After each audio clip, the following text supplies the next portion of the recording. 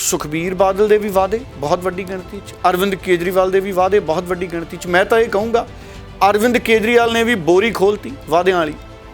ਜਿਹੜਾ ਵਰਗ ਦਿਖਦਾ ਅਰਵਿੰਦ ਕੇਜਰੀਵਾਲ ਉਸ ਬੋਰੀ ਨੂੰ ਉਲਟਾ ਦਿੰਦੇ ਨੇ। जाहिर तौर पे मुख्यमंत्री के अपने हलके के अंदर अवैध माइनिंग अगर हो रही है तो ऐसा तो सोच पाना मुश्किल है कि उन्हें पता नहीं होगा। ਦਿੱਲੀ 'ਚ ਅਰਵਿੰਦ ਕੇਜਰੀਵਾਲ ਸਾਹਿਬ ਤਾਂ ਸ਼ਰਾਬ ਵੀ ਪ੍ਰਾਈਵੇਟ ਹੱਥਾਂ 'ਚ ਦੇਈ ਬੈਠੇ ਆ।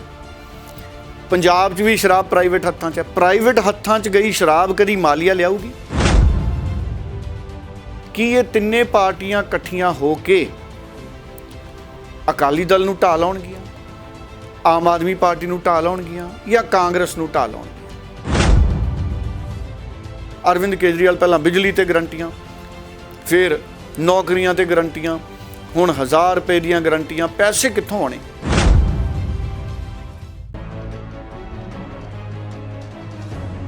ਪੰਜਾਬ ਦੀਆਂ ਪ੍ਰਮੁੱਖ ਸਿਆਸੀ ਖਬਰਾਂ ਤੇ ਪੜਤਾਲ ਦੇ ਖਾਸ ਪ੍ਰੋਗਰਾਮ ਖਬਰ ਪੜਤਾਲ ਦੇ ਵਿੱਚ ਤੁਹਾਡਾ ਸਵਾਗਤ ਹੈ। ਅੱਜ ਦੇ ਇਸ ਖਾਸ ਪ੍ਰੋਗਰਾਮ ਦੇ ਵਿੱਚ ਪੰਜਾਬ ਦੀਆਂ ਪ੍ਰਮੁੱਖ ਸਿਆਸੀ ਖਬਰਾਂ ਦੇ ਉੱਪਰ ਪੜਤਾਲ ਕਰਾਂਗੇ। ਸਭ ਤੋਂ ਪਹਿਲਾਂ ਗੱਲ ਕਰਾਂਗੇ ਮੁੱਖ ਮੰਤਰੀ ਦੇ ਚਿਹਰੇ ਦੀ ਗੱਲ ਕਰਾਂਗੇ। ਪੰਜਾਬ ਦੇ ਵਿੱਚ ਜੋ ਸਿਆਸੀ ਪਾਰਟੀਆਂ ਦੇ ਕੈਂਡੀਡੇਟ ਮੁੱਖ ਮੰਤਰੀ ਦੇ ਚਿਹਰੇ ਦੇ ਤੌਰ ਤੇ ਦੇਖੇ ਜਾ ਰਹੇ ਨੇ, ਸਾਰੇ ਆਪਣੇ ਆਪ ਨੂੰ ਉਭਾਰਨ ਦੀ ਕੋਸ਼ਿਸ਼ ਕਰ ਰਹੇ ਨੇ। ਮੁੱਖ ਮੰਤਰੀ ਚੰਨੀ ਵੀ ਆਪਣੀਆਂ ਕੋਸ਼ਿਸ਼ਾਂ ਦੇ ਵਿੱਚ ਲਗਾਤਾਰ ਤੇਜ਼ੀ ਲਿਆ ਰਹੇ ਨੇ। ਆਮ ਆਦਮੀ ਦੇ ਮੁੱਖ ਮੰਤਰੀ ਦੇ ਤੌਰ ਤੇ ਆਪਣੀ ਇਮੇਜ ਬਣਾਉਣ 'ਚ ਜੁਟੇ ਹੋਏ ਨੇ। ਉੱਧਰ ਸਾਬਕਾ ਮੁੱਖ ਮੰਤਰੀ ਕੈਪਟਨ ਅਮਰਿੰਦਰ ਸਿੰਘ ਵੀ ਕਿਸੇ ਤੋਂ ਪਿੱਛੇ ਨਹੀਂ ਨੇ। ਦਫ਼ਤਰ ਦੇ ਉਦਘਾਟਨ ਤੋਂ ਬਾਅਦ ਉਹਨਾਂ ਨੇ ਐਲਾਨ ਕਰਤਾ ਕਿ ਬੀਜੇਪੀ ਤੇ ਢੀਂਡਸਾ ਹੋਣਾ ਦੀ ਪਾਰਟੀ ਦੇ ਨਾਲ ਉਹਨਾਂ ਦਾ ਅਲਾਇੰਸ ਹੋ ਸਕਦਾ ਹੈ, ਹੋ ਜਾਵੇਗਾ ਅਤੇ ਉਹ ਮੁੱਖ ਮੰਤਰੀ ਦੇ ਕੈਂਡੀਡੇਟ ਦੇ ਤੌਰ ਤੇ ਰਹਿਣਗੇ। ਸੁਖਬੀਰ ਸਿੰਘ ਬਾਦਲ ਵੀ ਲਗਾਤਾਰ ਆਪਣੇ ਆਪ ਨੂੰ ਉਭਾਰਨ ਦੀ ਕੋਸ਼ਿਸ਼ ਕਰ ਰਹੇ ਨੇ, ਰੈਲੀਆਂ ਕਰ ਰਹੇ ਨੇ, ਲਗਾਤਾਰ ਕਾਂਗਰਸ ਤੇ ਅਟੈਕ ਕਰ ਰਹੇ ਨੇ ਤੇ ਮੁੱਖ ਮੰਤਰੀ ਦੇ ਚਿਹਰੇ ਦੇ ਤੌਰ ਤੇ ਦੇਖੇ ਜਾ ਰਹੇ ਨੇ। ਪਰ ਪੰਜਾਬ ਦੀ ਅਸਲ ਹਕੀਕਤ ਕੀ ਹੈ, ਇਹਦੇ ਬਾਰੇ ਵੀ ਗੌਰ ਕਰਾਂਗੇ। ਕਿਹੜੇ ਉਮੀਦਵਾਰ ਨੂੰ ਲੋਕ ਪਸੰਦ ਕਰ ਰਹੇ ਨੇ। ਉਸ ਤੋਂ ਬਾਅਦ ਗੱਲ ਕਰਾਂਗੇ ਆਮ ਆਦਮੀ ਪਾਰਟੀ ਦੇ ਹਾਲਾਤਾਂ ਦੀ। ਸਾਬਕਾ ਮੁੱਖ ਮੰਤਰੀ ਕੈਪਟਨ ਅਮਰਿੰਦਰ ਸਿੰਘ ਦੀ ਵੀ ਗੱਲ ਕਰਾਂਗੇ, ਕਿਹੜੇ ਦਾਅਵੇ ਉਹਨਾਂ ਨੇ ਕੀਤੇ ਨੇ, ਤੇ ਗੱਲ ਕਰਾਂਗੇ ਭਗਵੰਤ ਮਾਨ ਦੇ ਉੱਪਰ ਲੱਗੇ ਇਲਜ਼ਾਮਾਂ ਦੀ। ਉਸ ਤੋਂ ਬਾਅਦ ਕੇਜਰੀਵਾਲ ਦੀ ਗੱਲ ਕਰਾਂਗੇ। ਕੇਜਰੀਵਾਲ ਪਹੁੰਚੇ ਪੰਜਾਬ ਦੇ ਵਿੱਚ, ਸ਼ਾਮ 84 ਦੇ ਵਿੱਚ ਵੀ ਪਹੁੰਚੇ, ਬੜੇ ਵੱਡੇ ਦਾਅਵੇ ਕੀਤੇ। ਦੁਆਬੇ 'ਚ ਖਾਸ ਤੌਰ ਤੇ ਐਸਸੀ ਭਾਈਚਾਰੇ ਨੂੰ ਆਪਣੇ ਵੱਲ ਖਿੱਚਣ ਦੀ ਕੋਸ਼ਿਸ਼ ਕੇਜਰੀਵਾਲ ਨੇ ਕੀਤੀ ਹੈ। ਇਹਨਾਂ ਸਾਰਿਆਂ ਮੁੱਦਿਆਂ ਦੇ ਉੱਪਰ ਗੱਲਬਾਤ ਕਰਨ ਦੇ ਲਈ ਸੀਨੀਅਰ ਪੱਤਰਕਾਰ ਸੁਰਿੰਦਰ ਡੱਲਾ ਜੀ ਮੇਰੇ ਨਾਲ ਨੇ। ਡੱਲਾ ਸਾਹਿਬ ਬਹੁਤ ਸਵਾਗਤ ਹੈ ਤੁਹਾਡਾ। ਬਹੁਤ ਧੰਨਵਾਦ ਜਗਦੀਸ਼ ਜੀ, ਤੁਹਾਡਾ ਵੀ ਔਰ ਦੁਨੀਆ ਭਰ ਦੇ ਪੰਜਾਬੀਆਂ ਦਾ ਵੀ ਬਹੁਤ ਧੰਨਵਾਦ ਜੀ। ਡੱਲਾ ਸਾਹਿਬ, ਪਹਿਲਾ ਸਵਾਲ ਮੁੱਖ ਮੰਤਰੀ ਦੇ ਚਿਹਰੇ ਨੂੰ ਲੈ ਕੇ। ਸਾਰੇ ਉਮੀਦਵਾਰ ਜਿਨ੍ਹਾਂ ਨੂੰ ਮੁੱਖ ਮੰਤਰੀ ਦੇ ਉਮੀਦਵਾਰ ਦੇ ਤੌਰ ਤੇ ਇਸ ਸਮੇਂ ਦੇਖਿਆ ਜਾ ਰਿਹਾ, ਚਾਹੇ ਉਹ ਚੰਨੀ ਹੋਣ, ਚਾਹੇ ਉਹ ਸਾਬਕਾ ਮੁੱਖ ਮੰਤਰੀ ਕੈਪਟਨ ਅਮਰਿੰਦਰ ਸਿੰਘ ਹੋਣ, ਸੁਖਬੀਰ ਸਿੰਘ ਬਾਦਲ ਹੋਣ ਜਾਂ ਫਿਰ ਨਵਜੋਤ ਸਿੰਘ ਸਿੱਧੂ ਹੋਣ, ਆਪੋ ਆਪਣੀ ਸਿਆਸੀ ਕਾਰਗੁਜ਼ਾਰੀ ਦੇ ਵਿੱਚ ਲੱਗੇ ਹੋਏ ਨੇ। ਪਰ ਪੰਜਾਬ ਦੀ ਅਸਲ ਹਕੀਕਤ ਮੈਂ ਤੁਹਾਡੇ ਤੋਂ ਜਾਣਨਾ ਚਾਹੂੰਗਾ ਕਿ ਲੋਕਾਂ ਦੇ ਮਨਾਂ ਦੇ ਵਿੱਚ ਕੀ ਹੈ, ਕਿਉਂਕਿ ਸੁਖਬੀਰ ਬਾਦਲ ਨੂੰ ਵੀ ਮੁੱਖ ਮੰਤਰੀ ਦੇ ਤੌਰ ਤੇ ਲੋਕਾਂ ਨੇ ਦੇਖ ਲਿਆ, ਕੈਪਟਨ ਅਮਰਿੰਦਰ ਸਿੰਘ ਨੂੰ ਵੀ ਦੇਖ ਲਿਆ ਤੇ ਚੰਨੀ ਹੋਣਾ ਦੀ ਕਾਰਗੁਜ਼ਾਰੀ ਲੋਕ ਦੇਖ ਹੀ ਰਹੇ ਨੇ। ਸੋ ਲੋਕ ਕੀ ਸੋਚਦੇ ਨੇ ਇਸ ਸਮੇਂ, ਲੋਕਾਂ ਦੀ ਆਵਾਜ਼ ਕੀ ਹੈ ਮੁੱਖ ਮੰਤਰੀ ਦੇ ਚਿਹਰੇ ਨੂੰ ਲੈ ਕੇ? ਜਗਦੀਸ਼ ਜੀ, ਬਹੁਤ ਹੀ ਮਹੱਤਵਪੂਰਨ ਸਵਾਲ ਹੈ ਜਿਹੜਾ ਤੁਸੀਂ ਕੀਤਾ ਹੈ। ਸਭ ਤੋਂ ਪਹਿਲਾਂ ਤਾਂ ਮੈਂ ਇਹ ਕਹਿਣਾ ਚਾਹੂੰਗਾ ਕਿ ਪੰਜਾਬ 'ਚ ਇਸ ਵਕਤ ਅਜੀਬ ਤਰ੍ਹਾਂ ਦਾ ਇੱਕ ਸਿਆਸੀ ਖਲਾ ਹੈ।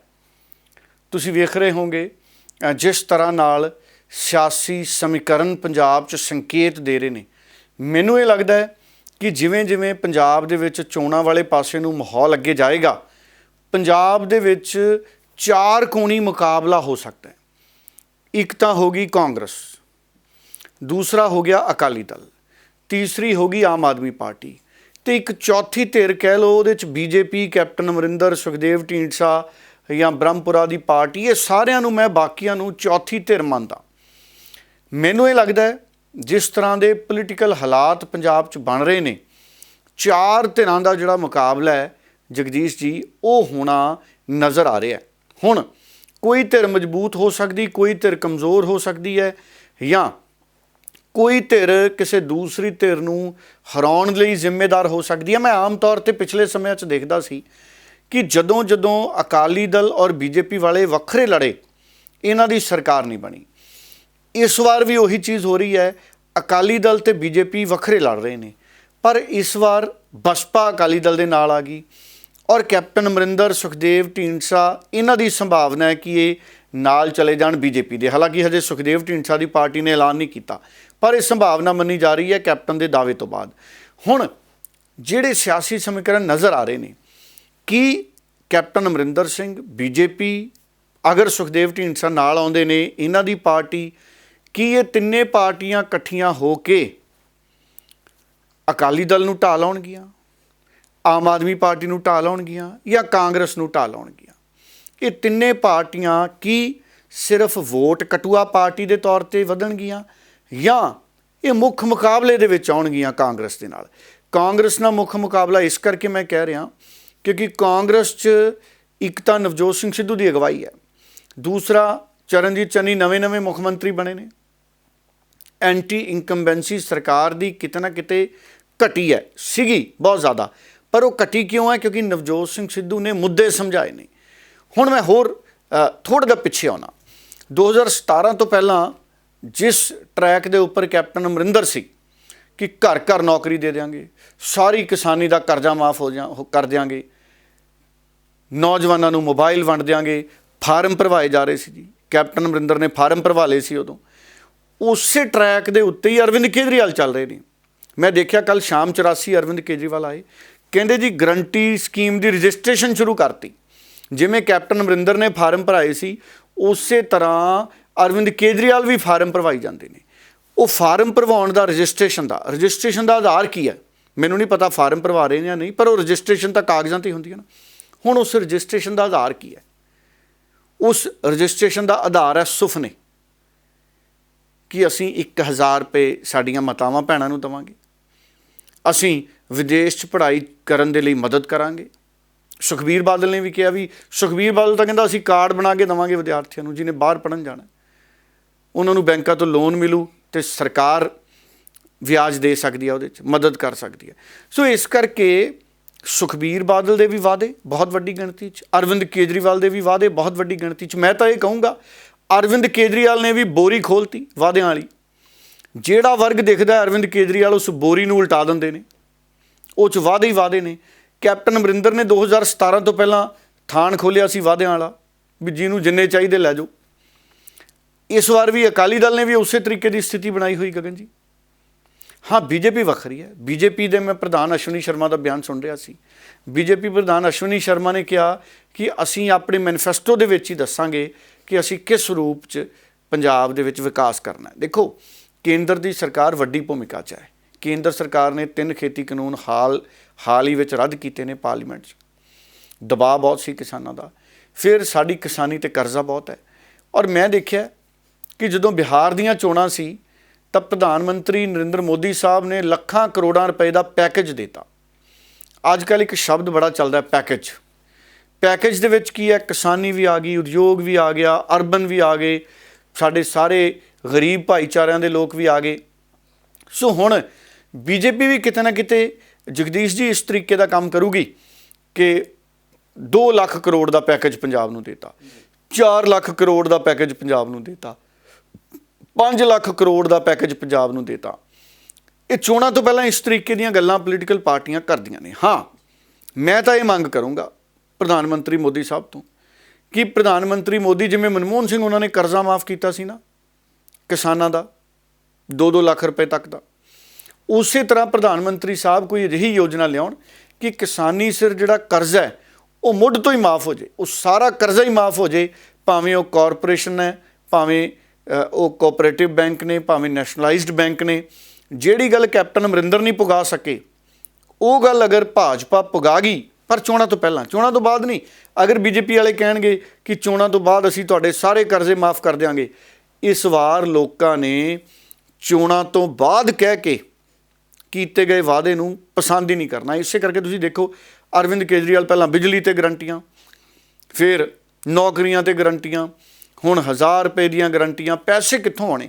और मैं एक आंकड़ा देख रहा सी, अरविंद केजरीवाल हुणी एक आंकड़ा दे रहे हैं कि 20,000 करोड़ रुपए का पंजाब च नजायज़ रेता विक रहा है। अरविंद केजरीवाल नूं असल आंकड़ा लैके आना चाहिए, ये सच्चा आंकड़ा नहीं है। चलो मैं इहनूं झूठा आंकड़ा भी नहीं कहता, पर यह सही आंकड़ा नहीं है। अरविंद केजरीवाल साफ ही नहीं कर सके कि पंजाब च गैर कानूनी रेता किन्ने 1000 करोड़ का विक रहा, तो अज तक किन्ने लाख करोड़ का विक गया। तो सिर्फ ये कह देना कि 20,000 करोड़ का रेता विक रहा है गैर कानूनी तौर पर, यह भी सियासत वाली गल उन्होंने की है। ये उन्होंने खोज करनी चाहिए है ਕਿ ਰੇਤੇ 'ਚੋਂ ਸਰਕਾਰ ਕਮਾਊਗੀ ਕਿਵੇਂ। ਮੈਂ ਫਿਰ ਕਹਿਣਾ ਹੁੰਨਾ, ਲੋਕ ਕਈ ਵਾਰ ਕਹਿੰਦੇ ਨੇ ਕਿ ਸਿੱਧੂ ਦੀ ਗੱਲ ਫਿਰ ਤੁਰ ਆਉਂਦੀ ਹੈ।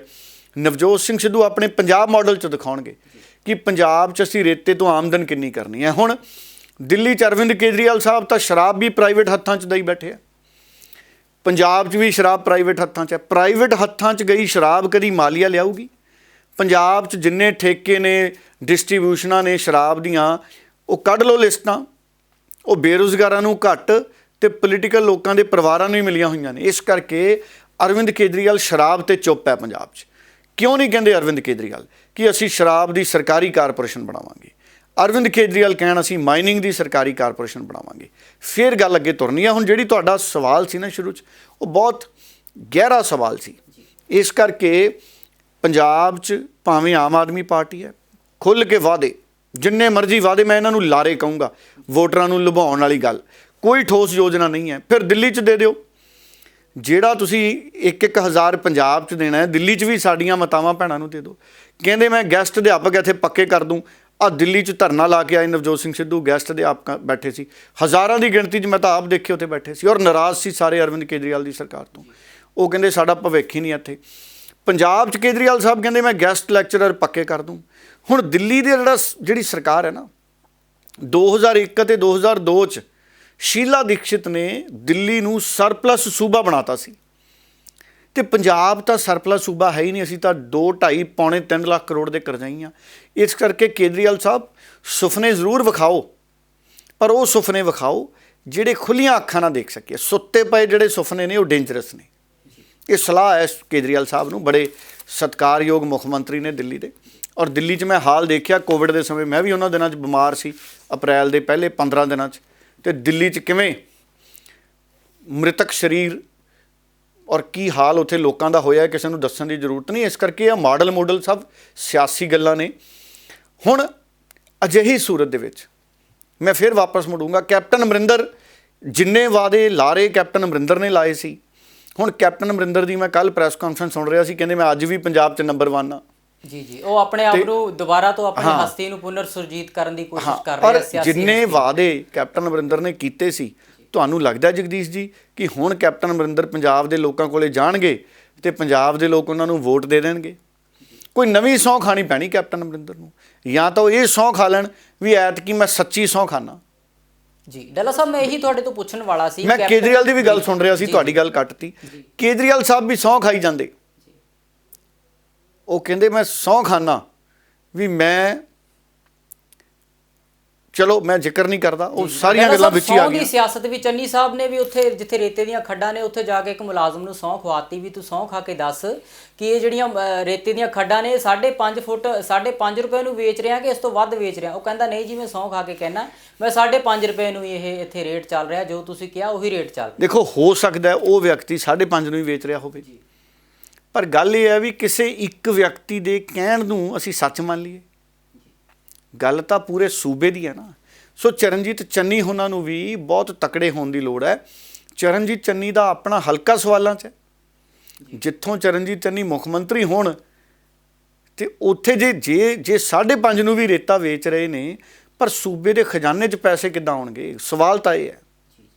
ਡੱਲਾ ਸਾਹਿਬ, ਹੁਣ ਆਪਾਂ ਗੱਲਬਾਤ ਕਰ ਲੈਂਦੇ ਹਾਂ। ਆਮ ਆਦਮੀ ਪਾਰਟੀ ਪੰਜਾਬ ਦੇ ਵਿੱਚ ਸਾਰੇ ਦਿੱਲੀ ਦੇ ਆਗੂ, ਵੱਡੇ ਵੱਡੇ ਆਗੂ ਆ ਰਹੇ ਨੇ, ਚਾਹੇ ਰਾਘਵ ਚੱਡਾ ਹੋ ਗਏ, ਚਾਹੇ ਸਿਸੋਦੀਆ ਸਾਹਿਬ, ਮੁੱਖ ਮੰਤਰੀ ਅਰਵਿੰਦ ਕੇਜਰੀਵਾਲ ਹਰ ਦੂਜੇ ਤੀਜੇ ਦਿਨ ਪੰਜਾਬ ਦੇ ਗੇੜੇ ਤੇ ਹੁੰਦੇ ਨੇ। ਸੋ 2-3 ਦਿਨ ਪਹਿਲਾਂ ਭਗਵੰਤ ਮਾਨ ਸਾਹਿਬ ਨੇ ਵੀ ਇਲਜ਼ਾਮ ਲਾਤੇ ਵੀ ਬੀਜੇਪੀ ਦੇ ਬਹੁਤ ਵੱਡੇ ਆਗੂ ਦਾ, ਕੇਂਦਰੀ ਆਗੂ ਦਾ ਉਹਨਾਂ ਨੂੰ ਫੋਨ ਆਇਆ ਵੀ ਸਾਡੇ ਪਾਰਟੀ 'ਚ ਤੁਸੀਂ ਸ਼ਾਮਲ ਹੋ ਜਾਓ, ਜਿਹੜਾ ਮੰਤਰਾਲਾ ਤੁਸੀਂ ਕਹੋਗੇ ਤੁਹਾਨੂੰ ਉਹੀ ਮੰਤਰਾਲਾ ਦੇ ਦਾਂਗੇ।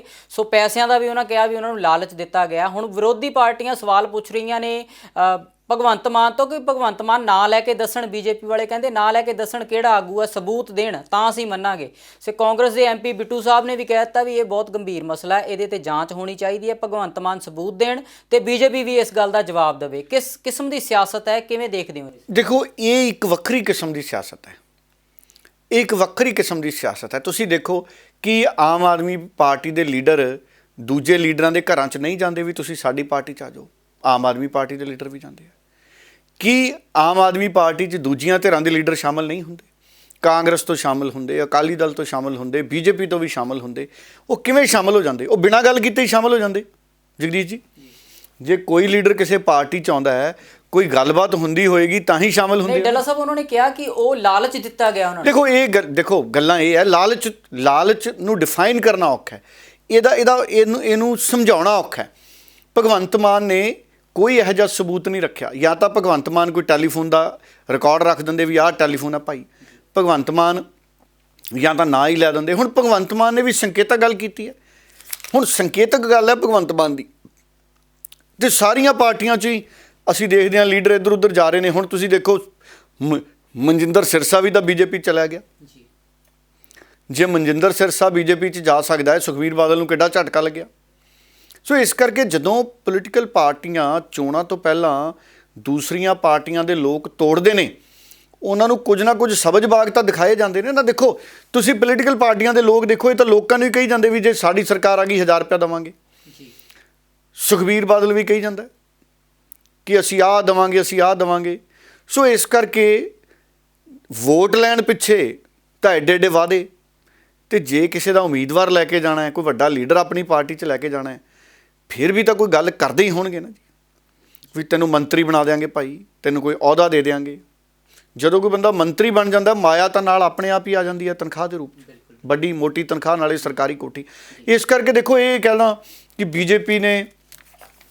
ਬੀਜੇਪੀ ਨੇ ਫੋਨ ਕੀਤਾ, ਮੈਂ ਉਸ ਗੱਲ 'ਚ ਨਹੀਂ ਜਾਂਦਾ। ਇਹ ਤਾਂ ਭਗਵੰਤ ਮਾਨ ਹੀ ਦੱਸਣਗੇ ਕਿ ਕੀ ਬੀਜੇਪੀ ਨੇ ਫੋਨ ਕੀਤਾ ਜਾਂ ਨਹੀਂ ਕੀਤਾ। ਪਰ ਇਹ ਵਰਤਾਰਾ ਸਧਾਰਨ ਵਰਤਾਰਾ ਹੈ। ਸਾਰੀਆਂ ਪਾਰਟੀਆਂ ਦੂਸਰੀਆਂ ਪਾਰਟੀਆਂ ਦੇ ਲੀਡਰ ਤੋੜਨ ਦੀਆਂ ਕੋਸ਼ਿਸ਼ਾਂ ਕਰਦੇ ਨੇ। ਲੀਡਰ ਟੁੱਟਣਗੇ, ਤੁਸੀਂ ਦੇਖਿਓ ਜਿਵੇਂ ਜਿਵੇਂ ਚੋਣਾਂ ਨੇੜੇ ਆਉਣੀਆਂ। ਜਗਦੀਸ਼ ਜੀ, ਮੈਂ 3 ਕੁ ਮਹੀਨੇ ਪਹਿਲਾਂ ਇੱਕ ਐਨਾਲਿਸਿਸ ਕੀਤਾ ਸੀ ਕਿ ਪੰਜਾਬ 'ਚ 2022 ਦਾ ਮੁਕਾਬਲਾ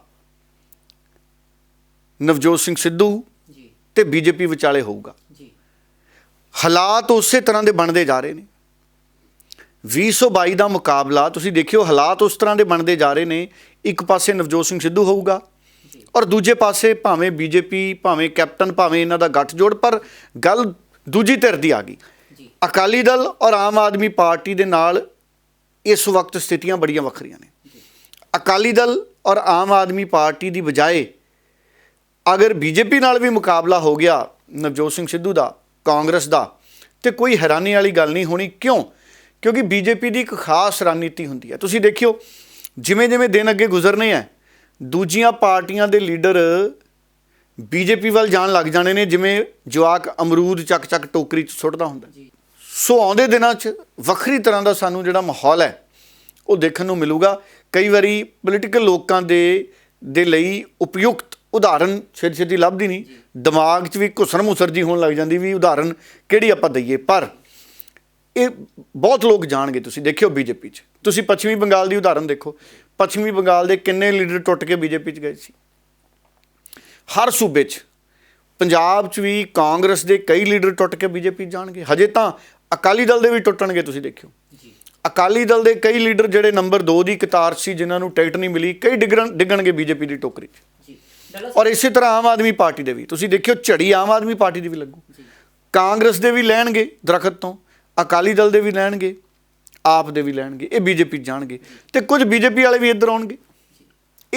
ਇਹ ਪੋਲੀਟੀਕਲ ਤਮਾਸ਼ਾ ਜਿਹੜਾ ਇਹ ਆਉਂਦੇ ਦਿਨਾਂ 'ਚ ਸਾਨੂੰ ਖੂਬ ਦੇਖਣ ਨੂੰ ਮਿਲੂ। चन्नी साहब के अपने हल्के चमकौर साहब में अवैध रेता माइनिंग होते हुए पाया गया है।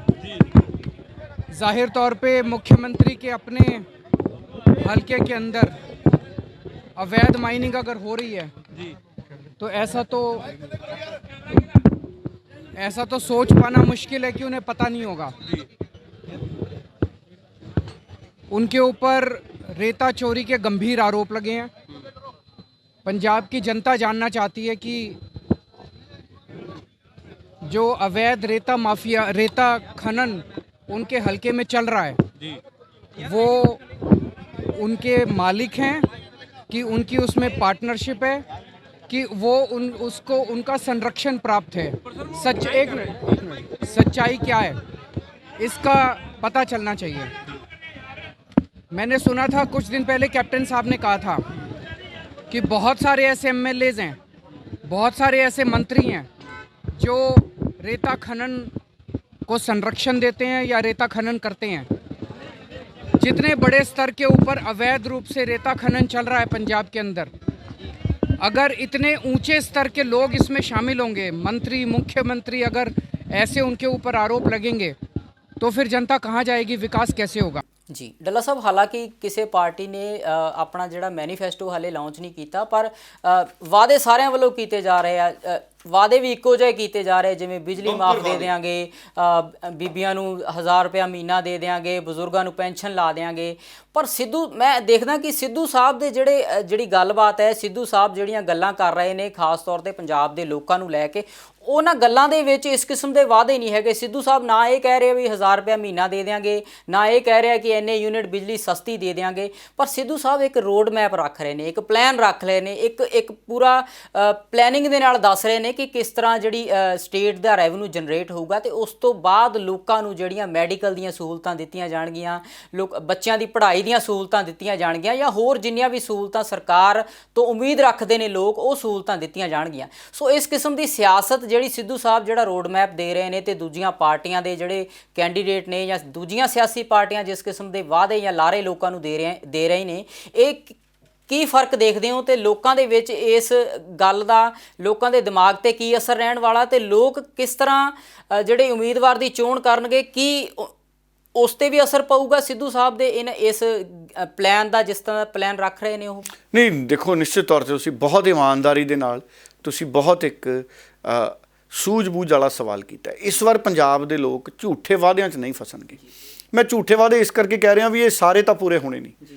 ਘਰ ਘਰ ਨਾ ਕੈਪਟਨ ਅਮਰਿੰਦਰ ਨੌਕਰੀ ਦੇ ਸਕਿਆ, ਨਾ ਕੋਈ ਹੋਰ ਦੇ ਸਕੂਗਾ। ਹੁਣ ਨਵਜੋਤ ਸਿੰਘ ਸਿੱਧੂ ਦੀ ਜਿੱਥੋਂ ਤੱਕ ਗੱਲ ਹੈ, ਉਹ ਇੱਕ ਸੱਚੇ ਸਟੈਂਡ 'ਤੇ ਸਿਆਸਤ ਕਰ ਰਹੇ ਨੇ। ਨਵਜੋਤ ਸਿੰਘ ਸਿੱਧੂ ਇਹ ਸੋਚ ਕੇ ਬੈਠੇ ਨੇ ਕਿ ਮੈਨੂੰ ਅਹੁਦੇ ਦਾ ਲਾਲਚ ਨਹੀਂ, ਮੈਂ ਇੱਕ ਸੱਚੇ ਸਟੈਂਡ ਦੇ ਉੱਤੇ ਸਿਆਸਤ ਕਰਨੀ ਹੈ ਜਿਹਦੇ ਨਾਲ ਲੋਕਾਂ ਦਾ ਭਲਾ ਹੋਵੇ। ਦੇਖੋ, ਨਵਜੋਤ ਸਿੰਘ ਸਿੱਧੂ ਨੇ ਆਪਣੀ ਜ਼ਿੰਦਗੀ 'ਚ ਆਪਣੇ ਦਾਲ ਫੁਲਕੇ ਜੋਗਾ ਇੰਤਜ਼ਾਮ ਕਰ ਲਿਆ। ਜਿੰਨੀ ਉਹਨਾਂ ਨੇ ਮਿਹਨਤ ਕੀਤੀ, ਜਿੰਨੀ ਉਹਨਾਂ ਨੇ ਆਪਣੀ ਜ਼ਿੰਦਗੀ 'ਚ ਬੁਲੰਦੀਆਂ ਛੂਹੀਆਂ, ਦਾਲ ਫੁਲਕੇ ਦਾ ਇੰਤਜ਼ਾਮ ਤਾਂ ਉਹਨਾਂ ਕੋਲੇ ਹੈਗਾ। ਔਰ ਨਵਜੋਤ ਸਿੰਘ ਸਿੱਧੂ ਸਾਦਾ ਜਿਹਾ ਵਿਅਕਤੀ ਹੈ। ਦਾਲ ਫੁਲਕੇ ਤੋਂ ਵੱਧ ਕਦੀ ਮੈਂ ਹੋਟਲਾਂ ਨਵਜੋਤ ਸਿੰਘ ਸਿੱਧੂ ਨੂੰ ਦੇਖਿਆ ਨਹੀਂ। ਕਦੀ ਮੈਂ ਦੇਖਿਆ ਨਹੀਂ ਕਿ ਨਵਜੋਤ ਸਿੰਘ ਸਿੱਧੂ 5 ਸਟਾਰ ਹੋਟਲਾਂ 'ਚ ਜਾਂਦੇ ਹੋਣ, ਪਾਰਟੀਆਂ 'ਚ ਜਾਂਦੇ ਹੋਣ। ਸੋ ਨਵਜੋਤ ਸਿੰਘ ਸਿੱਧੂ ਸਾਦਗੀ ਜੀ ਵਾਲੇ ਵਿਅਕਤੀ ਨੇ, ਔਰ ਰੱਬ ਦਾ ਧਿਆਨ ਲਾਉਂਦੇ ਨੇ, ਔਰ ਪੰਜਾਬ ਦੇ ਮੁੱਦਿਆਂ 'ਤੇ ਧਿਆਨ ਲਾਉਂਦੇ ਨੇ, ਔਰ ਸੂਝ-ਬੂਝ ਨਾਲ ਪੰਜਾਬ ਦੇ ਵਿੱਚ ਇੱਕ ਜਾਗਰੂਕਤਾ ਦਾ ਅਭਿਆਨ ਚਲਾਉਂਦੇ ਨੇ। ਨਵਜੋਤ ਸਿੰਘ ਸਿੱਧੂ ਨੇ ਇਸ ਗੱਲ ਤੋਂ ਤਾਂ ਲੋਕ ਜਾਗਰੂਕ ਕਰਤੇ ਵੀ ਸੂਬੇ ਦਾ ਵਿਕਾਸ ਤਾਂ ਹੀ ਹੋਣਾ ਜੇ ਸੂਬੇ ਕੋਲੇ ਆਮਦਨ ਹੋਊ। ਸਵਾਲ ਵੀ ਲੋਕ ਲੀਡਰਾਂ ਨੂੰ ਪੁੱਛਣ ਲੱਗ ਗਏ। ਹੁਣ ਨਵਜੋਤ ਸਿੰਘ ਸਿੱਧੂ ਚਾਹੁੰਦੇ ਨੇ ਸ਼ਰਾਬ ਸਰਕਾਰੀ ਹੋਵੇ, ਪਾਣੀ ਕੁਦਰਤੀ ਤੌਰ 'ਤੇ ਵੇਚਿਆ ਜਾਵੇ ਪੰਜਾਬ ਦਾ ਸਰਕਾਰੀ ਪੱਧਰ 'ਤੇ, ਕਾਰਪੋਰੇਸ਼ਨ ਬਣੇ, ਕੇਬਲ ਦੀ ਬਣੇ, ਸ਼ਰਾਬ ਦੀ ਕਾਰਪੋਰੇਸ਼ਨ ਬਣੇ, ਰੇਤੇ ਦੀ ਕਾਰਪੋਰੇਸ਼ਨ ਬਣੇ, ਰੋਡਵੇਜ ਦੀ ਇੱਕ ਸਰਕਾਰੀ ਕਾਰਪੋਰੇਸ਼ਨ ਬਣੇ ਜਿਹੜੀ ਧਿਆਨ ਰੱਖੇ ਹਰ ਚੀਜ਼ ਦਾ। ਸੋ ਬਹੁਤ ਸਾਰੀਆਂ ਜਿਹੜੀਆਂ ਸਰਕਾਰੀ ਕਾਰਪੋਰੇਸ਼ਨਾਂ ਨੇ ਉਹ ਚੰਗੇ ਅਫਸਰਾਂ ਦੇ ਅਧੀਨ ਦਿੱਤੀਆਂ ਜਾਣ, ਜਿਹਦੇ ਨਾਲ ਇਨਕਮ ਪੰਜਾਬ 'ਚ ਪੈਦਾ ਹੋਵੇ। ਕਿਉਂਕਿ ਜਦ ਤੱਕ ਪੰਜਾਬ ਲੀਡਰਾਂ ਨੇ ਲੁੱਟਣਾ, ਦੇਖੋ ਤੁਸੀਂ ਸ਼ਰਾਬ ਦੇ ਲਾਇਸੈਂਸ ਦੇਖ ਲਓ, ਉਹ ਲੀਡਰਾਂ ਦੇ ਕੋਲੇ ਹੋਣਗੇ, ਜਾਂ ਲੀਡਰਾਂ ਦੇ ਪੁੱਤਰਾਂ ਦੇ ਹੋਣਗੇ, ਜਾਂ ਲੀਡਰਾਂ ਦੇ ਚਾਚੇ ਤਾਇਆਂ ਦੇ ਹੋਣਗੇ। ਨਵਜੋਤ ਸਿੰਘ ਸਿੱਧੂ ਦਾ ਜਿਹੜਾ ਪੰਜਾਬ ਮਾਡਲ ਹੈ, ਜਿੰਨੀ ਕੁ ਝਲਕ ਮੈਂ ਮਹਿਸੂਸ ਕੀਤੀ ਹੈ, ਕਿਉਂਕਿ ਉਹ ਬਹੁਤ ਵੱਡਾ ਇੱਕ ਵਿਸ਼ਾ ਪੰਜਾਬ ਮਾਡਲ, ਜਿਹਨੇ ਪੰਜਾਬ ਨੂੰ ਤਰੱਕੀ ਦੇਣੀ ਹੈ, ਔਰ ਨਵਜੋਤ ਸਿੰਘ ਸਿੱਧੂ ਦੀ ਕਈ ਸਾਲਾਂ ਦੀ ਮਿਹਨਤ ਹੈ ਉਸ ਮਾਡਲ ਨੂੰ ਬਣਾਉਣ ਪਿੱਛੇ। ਹੁਣ ਪੰਜਾਬ ਮਾਡਲ ਕੀ ਕਹਿੰਦਾ ਕਿ ਸਿਰਫ ਸ਼ਰਾਬ ਤੋਂ ਹੀ ਹਜ਼ਾਰਾਂ ਕਰੋੜ ਰੁਪਏ ਪੰਜਾਬ ਦੇ ਖਜ਼ਾਨੇ 'ਚ ਆ ਸਕਦੇ ਨੇ। ਪਰ ਕਿਵੇਂ? ਇਹ ਜਦੋਂ ਨਵਜੋਤ ਸਿੰਘ ਸਿੱਧੂ ਹੁਣਾਂ ਦਾ ਪੰਜਾਬ ਮਾਡਲ ਦੀ ਘੁੰਡ ਚੁਕਾਈ ਹੋਣੀ ਹੈ, ਫਿਰ ਲੋਕਾਂ 'ਚ ਗੱਲ ਜਾਊਗੀ। ਪਰ ਲੋਕ ਇਹ ਮਹਿਸੂਸ ਕਰਨ ਲੱਗ ਗਏ ਕਿ ਸਿੱਧੂ ਸੱਚ ਦਾ ਪਹਿਰੇਦਾਰ ਹੈ, ਸੱਚੇ ਮੁੱਦਿਆਂ 'ਤੇ ਸਿਆਸਤ ਕਰਦਾ। ਤੁਸੀਂ ਦੇਖੋ, ਹਾਈ ਕੋਰਟ ਨੇ ਕਹਿ ਤਾ ਨਾ, ਨਸ਼ਿਆਂ ਦੇ ਮਾਮਲੇ 'ਚ ਹਾਈ ਕੋਰਟ ਨੇ ਪੁੱਛ ਲਿਆ ਨਾ ਵੀ ਸਰਕਾਰ ਨੇ ਕੀ ਕਾਰਗੁਜ਼ਾਰੀ ਕੀਤੀ ਹੈ, ਸਰਕਾਰ ਕਾਰਵਾਈ ਕਰ ਸਕਦੀ ਹੈ STF ਦੀ ਰਿਪੋਰਟ 'ਤੇ। ਨਵਜੋਤ ਸਿੰਘ ਸਿੱਧੂ ਜਦੋਂ ਕਹਿੰਦਾ ਹੁੰਦਾ ਸੀ ਵੀ STF ਦੀ ਰਿਪੋਰਟ 'ਤੇ ਕਾਰਵਾਈ ਕਰੋ, ਤੇ ਉਦੋਂ ਸਾਡੇ ਵਿਰੋਧੀ ਨੇ ਜਿਹੜੇ ਉਹ ਕਹਿੰਦੇ ਸੀ ਜੀ ਕਿ ਨਵਜੋਤ ਸਿੰਘ ਸਿੱਧੂ ਗਲਤ ਤੱਥ ਚੱਕ ਰਿਹਾ, ਜਦ ਕਿ ਅਜਿਹੀ ਗੱਲ ਨਹੀਂ ਸੀ। ਸੋ ਇਸ ਕਰਕੇ ਜਗਦੀਸ਼ ਜੀ, ਨਵਜੋਤ ਸਿੰਘ ਸਿੱਧੂ ਸੱਚ ਦੀ ਰਾਹ 'ਤੇ ਤੁਰ ਰਿਹਾ, ਔਰ ਲੋਕ ਵੀ ਇਹ ਮਹਿਸੂਸ ਕਰਦੇ ਨੇ। ਸੋ ਬਹੁਤ ਵੱਡਾ ਬਦਲਾਅ ਸਾਨੂੰ 2022 ਦੀਆਂ ਚੋਣਾਂ 'ਚ ਲੋਕਾਂ ਦੀ ਸੋਚ ਦੇ ਰੂਪ 'ਚ ਦੇਖਣ ਨੂੰ ਮਿਲੇਗਾ। ਵੀਰੇ ਮੈਂ ਤੁਹਾਨੂੰ ਬਹੁਤ ਦੇਰ ਤੇ ਮਿਲਣਾ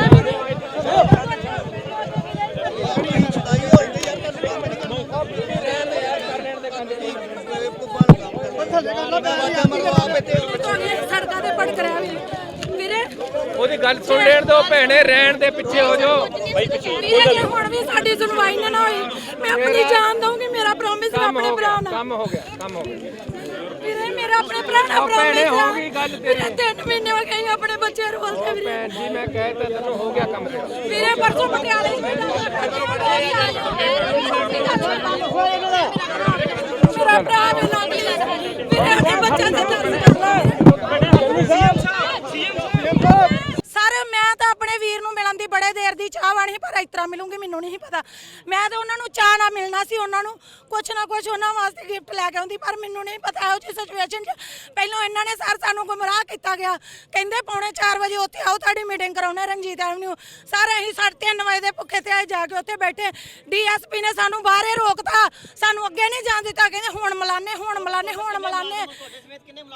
ਸਾਡੇ ਸਰ 176 ਮੁਲਾਜ਼ਮ ਆ ਨਰਸਿੰਗ ਸਟਾਫ ਆ ਪੈਰਾਮੈਡੀਕਲ ਸਟਾਫ ਨਾਲ ਲੈਬ ਵਾਲੇ ਵੀ ਨੇ ਸਰ ਮੇਰੀ ਇੱਕ ਭੈਣ ਆਈ ਅਸੀਂ ਦੋਵੇਂ ਭੈਣਾਂ ਆਈਆਂ ਵਾ ਆਪਣੇ ਵੀਰ ਨੂੰ ਮਿਲਣਾ ਇਹ ਇਕੱਠੋ ਕੇ ਆਪਣੇ ਭਰਾ ਕੋਲ ਭੈਣ ਰੱਖੜੀ ਦਾ ਅਧਿਕਾਰ ਉਹਨੂੰ ਮੰਗਣ ਦਾ ਹੈਗਾ ਅਸੀਂ ਆਪਣੇ ਵੀਰ ਕੋਲੋਂ ਮੰਗਣਾ ਸਰ ਮੇਰਾ ਨਾਮ ਕੁਲਦੀਪ ਕੌਰ ਦਰਜਾ 4 ਮੁਲਾਜ਼ਮ Guru Nanak hospital Amritsar sir captain sahib ਜਿਵੇਂ ਕਹਿ ਰਹੇ ਨੇ ਤੁਸੀਂ ਤਿਆਰ ਹੋ ਅਲਾਈਅੰਸ ਵਾਸਤੇ ਤੁਸੀਂ ਚਾਹੁੰਦੇ ਹੋ ਕਿ ਅਲਾਈਅੰਸ ਕੀਤਾ ਜਾਵੇ ਨਹੀਂ ਕੈਪਟਨ ਸਾਹਿਬ ਨਾਲ ਤਾਂ ਗੱਲ ਹੀ ਨਹੀਂ ਹੋਈ ਕਦੇ ਮੈਂ ਤਾਂ ਆਪ ਹੈਰਾਨ ਹਾਂ ਪਤਾ ਨਹੀਂ ਕਿਉਂ ਕਹਿੰਦੇ ਨੇ ਅਲਾਈਅੰਸ ਉਹਨਾਂ ਨਾਲ ਤਾਂ ਇਸ ਸਟੇਜ ਤੇ ਮੁਸ਼ਕਿਲ ਹੋਏ ਕਿਵੇਂ ਦੇਖਦੇ ਹੋ ਕੈਪਟਨ ਸਾਹਿਬ ਦੀ ਨਵੀਂ ਪਾਰੀ ਨੂੰ ਉਹ ਕਹਿੰਦੇ ਨੇ ਕਿ ਪੰਜਾਬ ਨੂੰ ਬਚਾਉਣਾ ਹੈ ਦੇਖੋ ਪੰਜਾਬੀ ਉਹਦੇ ਬਾਰੇ ਮੈਂ ਕੋਈ ਕਮੈਂਟ ਨਹੀਂ ਕਰਨਾ ਉਹ ਖੁਦ ਕਰਨਗੇ ਕੀ ਹੈ ਕਿਉਂਕਿ ਇਹ ਜਦੋਂ ਇਲੈਕਸ਼ਨ ਆਉਂਦੀ ਹੈ ਬਹੁਤ ਲੋਕ ਪਾਰਟੀਆਂ ਬਦਲਦੇ ਨੇ ਨਵੀਆਂ ਬਣਦੀਆਂ ਨੇ ਤੇ ਉਹਦੇ ਨਾਲ ਫੈਸਲੇ ਹੁੰਦੇ ਨੇ ਲੇਕਿਨ ਉਹ ਤਾਂ ਕੋਈ ਕਮੈਂਟ ਕਰਨਾ ਕਿ ਕੌਣ ਕੀ ਚਾਹੇਗਾ ਉਹ ਤਾਂ ਹੁਣ ਦੂਸਰੇ ਦੀ ਪਾਰਟੀ 'ਚ ਦੂਸਰੇ ਦੇ ਹੱਕਾਂ ਤੇ ਕੋਈ ਗੱਲ ਕਰਨੀ ਮੁਨਾਸਿਬ ਨਹੀਂ ਹੈ ਇਸ ਟਾਈਮ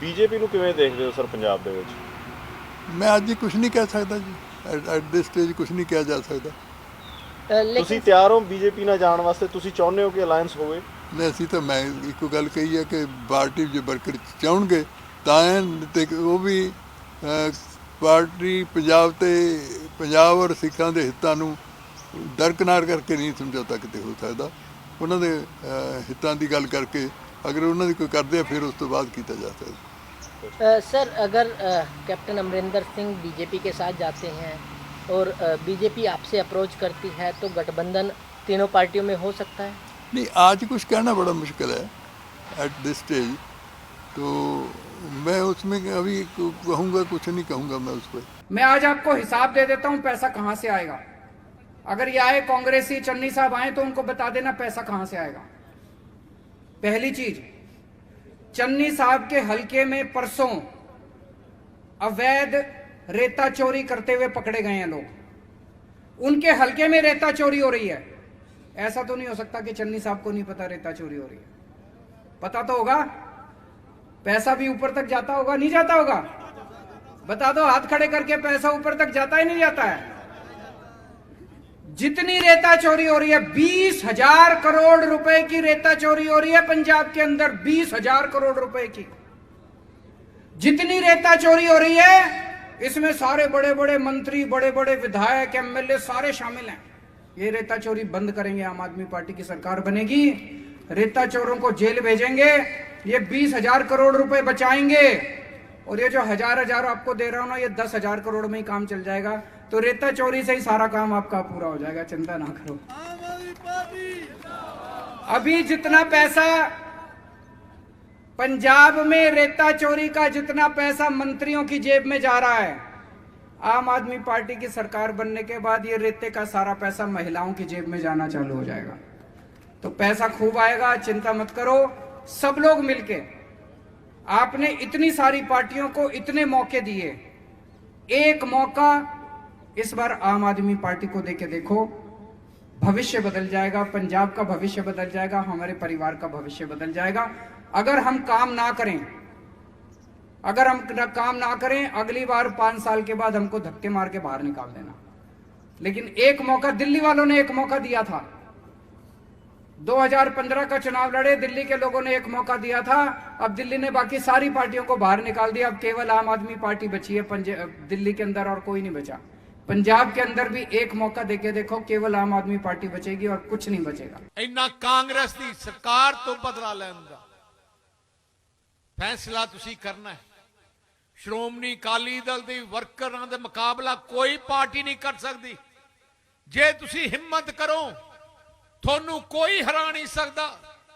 ਪਿਛਲੀ ਵਾਰ ਵੀ ਜਿੰਨਾ ਝੂਠਾ ਪ੍ਰਚਾਰ ਤੁਹਾਡੇ ਖਿਲਾਫ, ਤੁਹਾਡੀ ਪਾਰਟੀ ਦੇ ਖਿਲਾਫ ਕੀਤਾ ਗਿਆ ਸੀ, ਪਰ ਆਪਾਂ ਨੂੰ 31% ਵੋਟਾਂ ਪਈਆਂ ਸੀ। ਕਾਂਗਰਸ ਜੀ ਨੇ ਸਰਕਾਰ ਬਣਾਈ, 35% ਵੋਟਾਂ ਪਈਆਂ, ਤੇ ਆਮ ਆਦਮੀ ਪਾਰਟੀ ਨੂੰ ਕੱਲੀ 21% ਵੋਟਾਂ ਪਈਆਂ। ਜਦੋਂ ਉਹਦੇ ਬਾਅਦ ਪਾਰਲੀਮੈਂਟ ਦਾ ਇਲੈਕਸ਼ਨ ਆਇਆ, ਆਮ ਆਦਮੀ ਪਾਰਟੀ ਨੂੰ 21% ਤੋਂ ਘਟ ਕੇ 6% ਪੰਜਾਬ 'ਚ ਰਹਿ ਗਏ ਹੈ। ਜਿਹੜੇ ਕਾਂਗਰਸ ਤੇ ਅਕਾਲੀ ਦਲ ਦੇ ਵਿੱਚ 0.5% ਦਾ ਫਰਕ ਰਹਿ ਗਿਆ। ਹੁਣ ਤਾਂ ਬਹੁਤ ਥੱਲੇ ਹੈ ਕਾਂਗਰਸ। ਮੈਂ ਦੁਆਬੇ 'ਚ ਹੋ ਕੇ ਆਇਆ, ਮੈਂ ਤੁਹਾਨੂੰ ਇੰਨਾ ਕਹਿ ਸਕਦਾ, ਉੱਥੇ 23 ਸੀਟਾਂ ਹੈ, 18 ਤੋਂ ਵੱਧ 17, 18, 19 ਤੱਕ ਸ਼੍ਰੋਮਣੀ ਅਕਾਲੀ ਦਲ BSP ਜਿੱਤੂਗੀ ਉੱਥੇ। ਮੈਂ ਤੁਹਾਨੂੰ ਇੱਕ ਗੱਲ ਦੱਸ ਦਿੰਦਾ, ਤੁਸੀਂ ਸੁਨਾਮ ਹਲਕੇ ਵਾਲਿਓ, ਮਾਝੇ ਵਿੱਚ ਇੱਕ ਸੀਟ ਆਮ ਆਦਮੀ ਪਾਰਟੀ ਨਹੀਂ ਆਉਂਦੀ, ਨਾ ਦੁਆਬੇ ਚ ਆਏ ਇੱਕ ਸੀਟ, ਮੇਰੀ ਗੱਲ ਨੋਟ ਕਰ ਲਿਓ, ਨਾ ਫਿਰੋਜ਼ਪੁਰ ਪਾਰਲੀਮੈਂਟ ਵਿੱਚ ਇੱਕ ਸੀਟ ਆਏ, ਨਾ ਬਠਿੰਡਾ ਪਾਰਲੀਮੈਂਟ ਵਿੱਚ ਇੱਕ ਸੀਟ ਆਏ, ਨਾ ਇਹਨਾਂ ਨੂੰ ਫਰੀਦਕੋਟ ਪਾਰਲੀਮੈਂਟ ਵਿੱਚ ਸੀਟ ਆਏ, ਨਾ ਇਹਨਾਂ ਨੂੰ ਪਟਿਆਲਾ ਪਾਰਲੀਮੈਂਟ ਵਿੱਚ ਇੱਕ ਸੀਟ ਆਏ। ਦੇਖੋ, ਹੁਣ ਮੈਂ ਕੈਪਟਨ ਸਾਹਿਬ ਤੇ ਪਰਸਨਲ ਕੋਈ ਕਮੈਂਟ ਨਹੀਂ ਕਰਨਾ ਚਾਹੁੰਦਾ। ਉਹਨਾਂ ਦੇ ਹੁਣ ਜੋ ਮਨ 'ਚ ਹੈਗਾ ਉਹ ਕਰਨਗੇ, ਉਹਦੇ 'ਚ ਕੀ, ਅਸੀਂ ਲੋਕਾਂ ਨੇ ਕੀ ਕਹਿਣਾ ਹੈਗਾ ਉਸ ਗੱਲ ਨੂੰ। ਲੇਕਿਨ ਡਾਕਟਰ ਸਾਹਿਬ, ਤੁਹਾਨੂੰ ਲੱਗਦਾ ਨਹੀਂ ਕਿ ਇੰਨੇ ਮਾਨ ਸਤਿਕਾਰ ਦਿੱਤੇ ਗਏ ਹੋਣ, 9.5 ਸਾਲ ਤੱਕ ਸ਼ਖਸ ਮੁੱਖ ਮੰਤਰੀ ਰਿਹਾ ਹੋਵੇ, ਉਸੇ ਪਾਰਟੀ ਨੂੰ ਉਹ ਡੈਂਟ ਕਰਨ ਦੀ ਕੋਸ਼ਿਸ਼ ਕਰ ਰਹੇ ਨੇ, ਇਹ ਠੀਕ ਹੈ? ਵੈਸੇ ਉਹ ਪਾਰਟੀ ਨੂੰ ਡੈਂਟ ਕਰ ਨਹੀਂ ਸਕਣਗੇ, ਕਿਉਂਕਿ ਕੋਈ ਵੀ ਵੱਡਾ ਆਦਮੀ ਉਹਨਾਂ ਨਾਲ ਅਜੇ ਤੱਕ ਗਿਆ ਨਹੀਂ ਹੈ। ਦੇਖੋ, ਮੈਂ ਜਿਹੜਾ BJP ਨੂੰ ਅਸੀਂ ਸਮਝ ਰਹੇ ਹਾਂ ਉਹ ਇਹ ਆ ਕਿ ਉਹ ਚਾਹੁੰਦੇ ਨਹੀਂ ਹੈਗੇ ਕਿ ਕਦੇ ਵੀ ਪਾਰਲੀਮੈਂਟ ਜਿਹੜੀ ਹੈਗੀ ਆ ਉਹ ਸ਼ਾਂਤੀ ਨਾਲ ਚੱਲੇ, ਕਿਉਂਕਿ ਜੇ ਸ਼ਾਂਤੀ ਨਾਲ ਚੱਲੇਗੀ ਤੇ ਪਾਰਲੀਮੈਂਟ 'ਚ ਉਹਨਾਂ ਨੂੰ ਸਵਾਲਾਂ ਦੇ ਜਵਾਬ ਦੇਣੇ ਪੈਣਗੇ, ਡਿਸਕਸ਼ਨ ਦੇ ਜਵਾਬ ਦੇਣੇ ਪੈਣਗੇ। ਉਹ ਆਪ ਹੀ ਇਹੋ ਜਿਹਾ ਕੰਮ ਕਰਦੇ ਆ ਕਿ ਉਹ ਡਿਸਟਰਬੈਂਸ ਹੋ ਜੇ। ਹੁਣ ਇਹ ਦੇਖੋ, ਪਿਛਲੇ ਸੈਸ਼ਨ ਦੀ ਗੱਲ ਸੀ, ਇਸ ਸੈਸ਼ਨ 'ਚ ਆ ਕੇ ਸਸਪੈਂਡ ਕਰਨ ਦੀ ਉਹਨਾਂ ਨੂੰ ਕੀ ਜ਼ਰੂਰਤ ਸੀ?